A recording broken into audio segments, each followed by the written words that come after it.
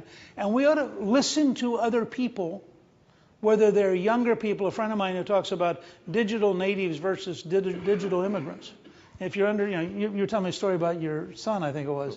Tell him that. Do you mind telling him that story? Which the one? One about him starting on the apps without your approval. Oh, sure. Just tell him the story. Well, this is a perfect example of a digital native. The family dirty laundry, which we all have. So Jack, who you all know, who's 8, and I think a lot of you have met him, and he's a fun little guy, and I always tell stories about Jack. But so Jack and Grace and Sally will come, to the RNC, and usually Friday afternoon, and we usually have someone's birthday or something going on in one of the rooms, and it's fun, and they come in.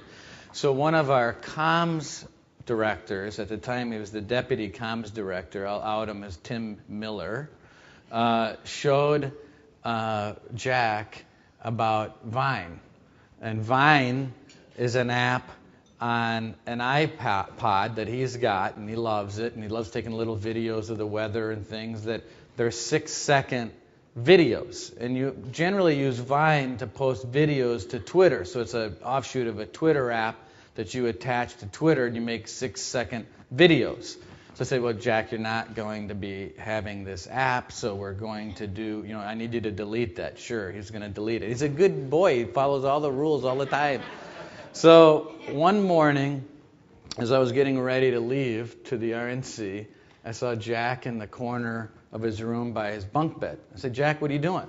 He's like, oh, nothing. I'm not doing anything. I said, Jack, let me see the iPod. Give me the iPod. He was like, no, it's nothing. Jack, give me the iPod now.